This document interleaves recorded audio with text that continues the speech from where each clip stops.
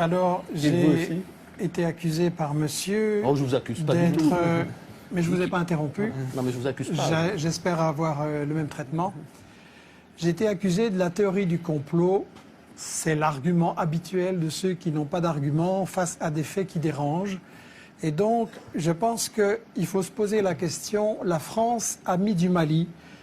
Moi, je dis que dans toute guerre, on nous cache l'histoire et on nous cache les intérêts. Et je voudrais pouvoir expliquer les deux qui me semblent vraiment fondamentaux et totalement occultés dans la version officielle des médias. L'histoire occultée, c'est quand il y a eu un président élu au Mali qui s'appelait Modibo Keïta, qui voulait l'indépendance de son pays, le développement et mettre fin à la pauvreté.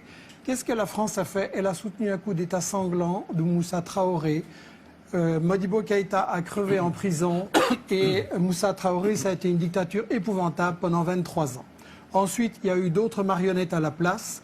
Et est-ce que vous appelez ça une théorie du complot? J'aimerais que vous alliez le dire aux Maliens. Ensuite, il y a la question des intérêts, à savoir que le Mali, c'est un pays pauvre, mais comment on peut être pauvre quand on est riche?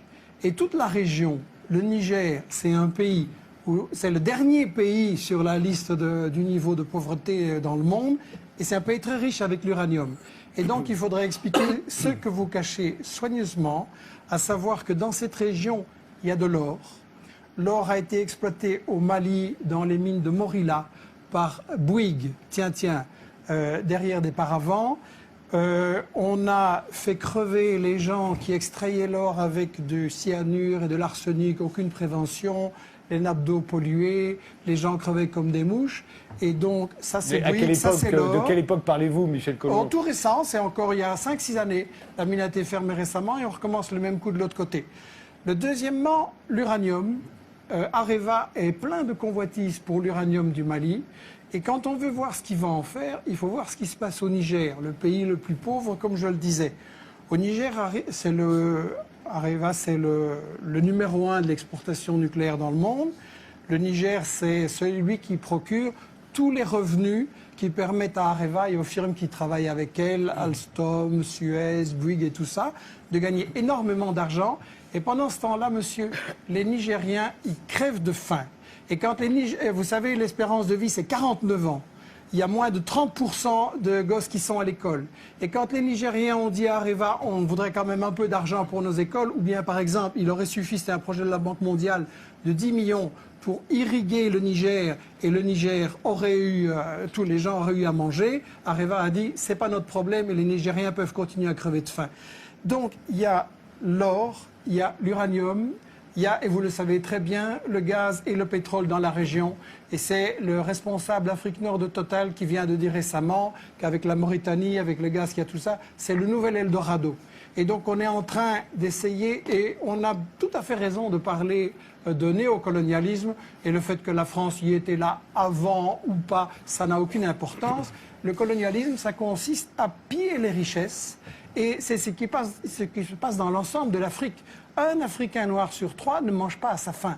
Un Africain noir sur 3 n'a pas accès à l'eau potable. Résultat, pendant la journée qui est en train de s'achever, là, il y a 10 000 gosses dans le monde qui ont crevé parce qu'ils n'ont pas accès à une eau potable. Et la raison de ça, c'est que les multinationales françaises et vos grands amis ou les amis de votre patron, Bolloré, Bouygues, Lagardère, etc., se sont fait des couilles en or pendant que les Africains, ils crèvent de faim.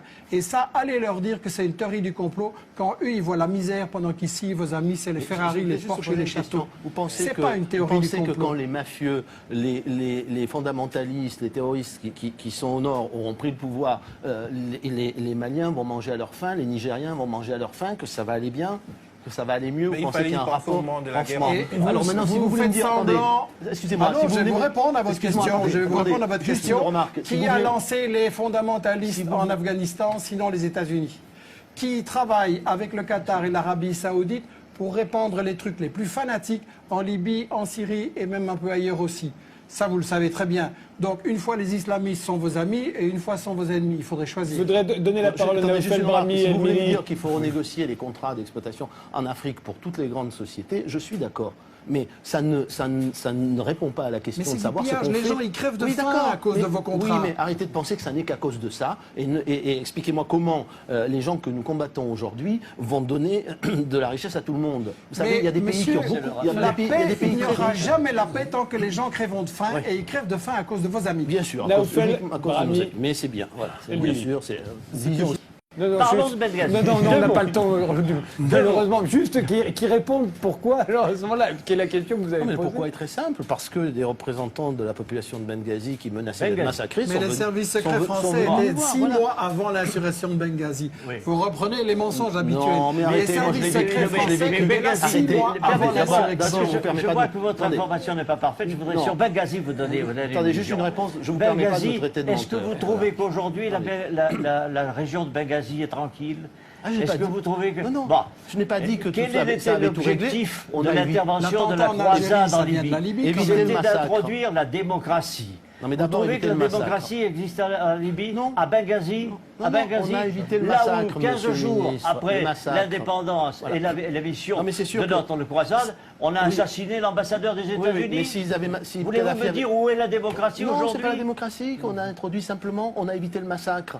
Quel le massacre? Mais Vous avez allez, assassiné, massacre, mais bien pas sûr. vous, pas vous. Vous avez fait assassiner dans des conditions honteuses le colonel Kadhafi. Vous le savez bien comment il a été Oh, traité. non. On s'arrêtera Vous le là, savez bien. on s'arrêtera là, j'en suis navré. Je suis indigné parce que On recommence avec le complot. je Non, réfute non. la fausse information.